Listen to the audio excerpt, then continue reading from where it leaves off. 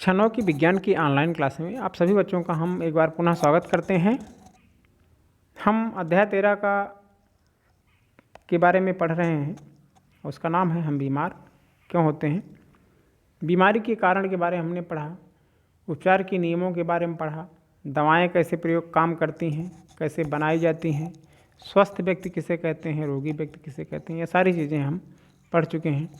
उपचार के साथ साथ निवारण भी बहुत ही आवश्यक होता है। आज के लेक्चर में हम पढ़ेंगे निवारण के सिद्धांत।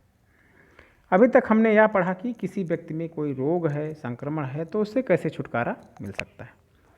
संक्रामक रोगों से छुटकारा पाने की 3 सीमाएं होती हैं। पहली यह है कि यदि कोई एक बार बीमार हो जाए तो उनके शारीरिक कार्यों को बहुत ही हानि होती है और जो शारीरिक तंत्र है उसको बहुत हानि होती है और फिर पूरी तरह से स्वस्थ नहीं होते हैं। दूसरी परिस्थिति यह है सीमा कि उपचार में लंबा समय लग सकता है, अर्थात सही उपचार होने पर भी रोगी को बिस्तर पर लंबे समय तक आराम करना पड़ सकता है। तीसरी सीमा यह है कि जो संक्रमित रोगी है वह अन्य व्यक्तियों में रोग फैलाता है, रोग फैलाने का स्रोत बन जाता है, तो इससे कठिनाइयाँ और बढ़ जाती हैं। तो रोगों का निवारण जो है वह उपचार से अच्छा माना जाता है कि रोगों का निवारण कर दिया जाए। रोग ही न रहे तो किसी को रोग कैसे फैलेगा।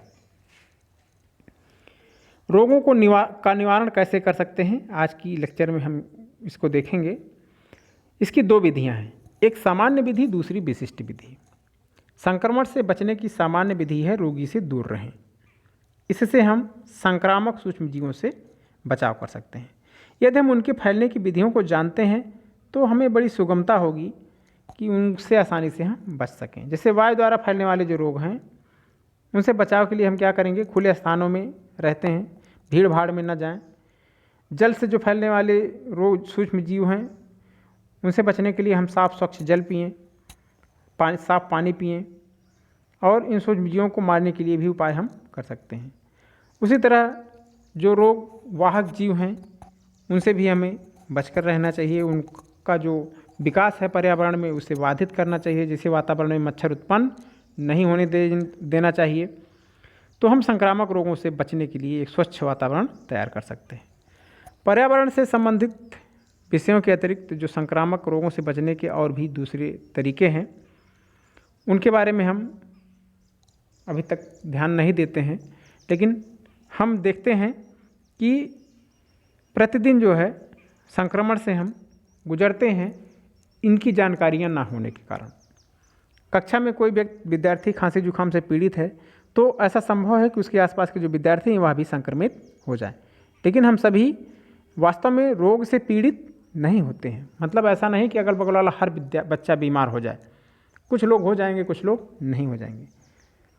क्या कारण है कि कोई बीमार हो जाता है, कोई बच जाता है?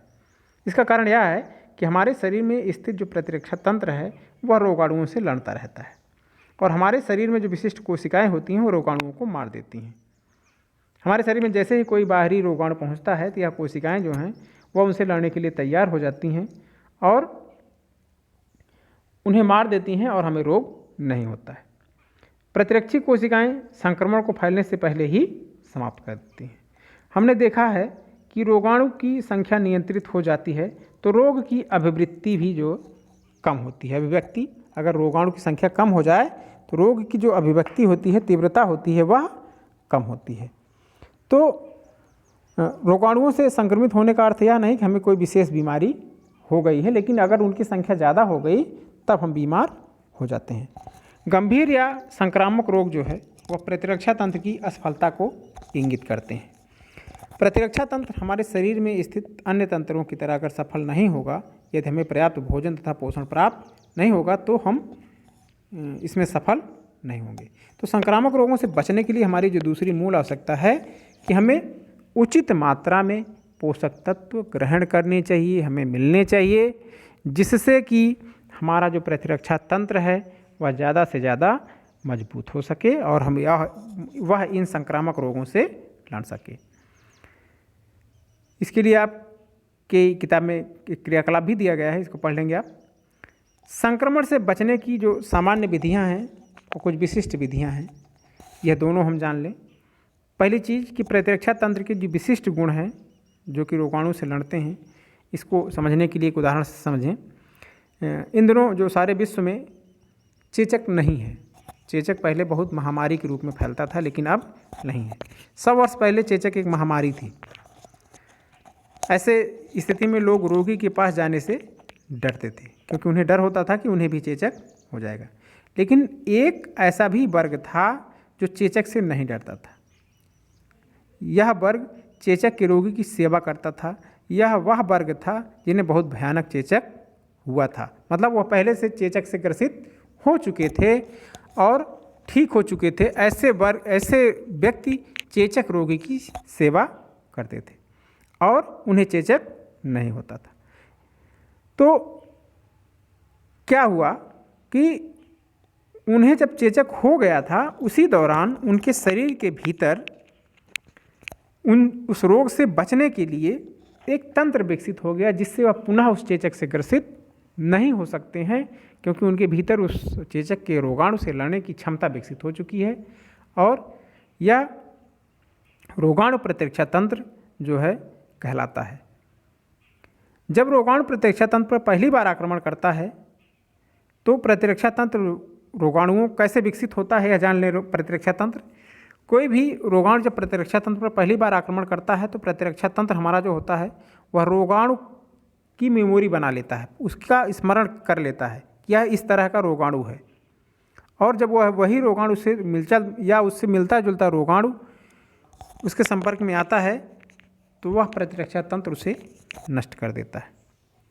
तो पहले संक्रमण की अपेक्षा दूसरा संक्रमण शीघ्र ही समाप्त हो जाता है। यह जो नियम है यही प्रतिरक्षाकरण के नियम का आधार है। अब हम कह सकते हैं कि टीकाकरण का सामान्य नियम यह है कि शरीर में विशिष्ट संक्रमण प्रविष्ट कराकर हमारे प्रतिरक्षा तंत्र को मूर्ख बनाया जाता है। मतलब किसी रोग के रोगाणु को हमारे शरीर के भीतर डमी, मतलब नकली रोगाणु को हमारे शरीर के बीमारी के किसी नकली रोगाणु को हमारे शरीर के भीतर पहुंचा दिया जाता है और वह उसको देख करके हमारे शरीर का जो प्रतिरक्षा तंत्र है वह अपने लिए उससे लड़ने के लिए कोशिकाएं तैयार कर देता है। और वह जब वास्तविक रोगाणु आता है तो वास्तव में रोग करने वाले रोगाणु को उसके बाद रोग करने से वह रोक देता है। प्रतिरक्षा इसका विकास कहाँ से हुआ, कैसे पता चला? परंपरा के अनुसार भारतीय और चीनी चिकित्सा तंत्र में कभी कभी जानबूझकर चेचक से पीड़ित व्यक्ति तथा स्वस्थ व्यक्ति की त्वचा को आपस में रगड़ा जाता था। उन्हें ऐसी आशा थी कि इसके कारण चेचक के मंद रोगाणु स्वस्थ व्यक्ति के शरीर में कैसे विकसित हुई, प्रतिरक्षा तंत्र के बारे में कैसे पता चला, उस पर यह कहानी है। उन्हें ऐसी आशा थी कि इसके कारण चेचक के जो मंद रोगाणु हैं वह स्वस्थ व्यक्ति के शरीर में रोग के प्रति प्रतिरोधक क्षमता उत्पन्न कर देंगे। 200 वर्ष पूर्व एक इंग्लिश चिकित्सक थे जिसका नाम था एडवर्ड जेनर। उन्होंने पता लगाया कि ग्वाले जिन्हें गौ चेचक हुई है उन्हें महामारी के समय भी चेचक नहीं हुई। गौ चेचक मंद रोग है। जेनर ने जानबूझकर लोगों को गौ चेचक का दिया, जिससे कि उन्होंने पाया कि अब वह लोग चेचक के प्रतिरोधी हो गए। इसका कारण यह है कि चेचक के जो बैक्टीरिया हैं वह गौ चेचक के वायरस के निकट संबंधी हैं। और लैटिन में काउ जो है उसका अर्थ होता है वक्का तथा काउ पाक्स गौ चेचक का अर्थ है वैक्सीनिया। इसी आधार पे वैक्सीन अर्थात टीका शब्द का विकास हुआ और आजकल हम इस टीकाकरण का उपयोग करते हैं। ऐसे बहुत से टीके आजकल उपलब्ध हैं जो संक्रामक रोगों का निवारण करते हैं और रोग निवारण का विशिष्ट साधन प्रदान करते हैं। टेटनस, डिप्थीरिया, कुकुर खांसी, चेचक, पोलियो आदि के टीके उपलब्ध हैं या बच्चों की संक्रामक रोगों से रक्षा करते हैं और हमारे सरकारी स्वास्थ्य कार्यक्रमों का हिस्सा हैं। और ऐसे कार्यक्रम सफल तभी होते हैं जब स्वास्थ्य सुविधाएं सभी बच्चों को प्राप्त हों और बराबर रूप से समाज में सभी तक पहुंचती हों। हेपेटाइटिस के कुछ वायरस जिससे पीलिया होता है वह पानी के द्वारा संचरित होता है। हेपेटाइटिस ए के लिए टीका उपलब्ध है, लेकिन देश के अधिकांश भागों में जब बच्चे की आयु 5 वर्ष हो जाती है तब तक वह हेपेटाइटिस ए के प्रति प्रतिरक्षी हो चुका होता है। मतलब यह है कि टीकाकरण से विशिष्ट रोग निवारण क्षमता हम में प्राप्त होती है। तो यह थी आज की क्लास। हमने निवारण के तरीकों के बारे में पढ़ा, कैसे हम रोगाणुओं को नष्ट करके बैक्टीरिया को मार करके उपचार कर सकते हैं या उस रोग को समाप्त कर सकते हैं, एक प्रतिरक्षा तंत्र, विशिष्ट प्रतिरक्षा तंत्र विकसित कर करके टीकाकरण के माध्यम से। तो यह थी आज की क्लास, यहीं समाप्त होती है। हम आगे क्लास में आपसे फिर मुलाकात करेंगे, तब तक घर पे रहें, स्वस्थ रहें। हमारी बहुत बहुत शुभकामनाएं।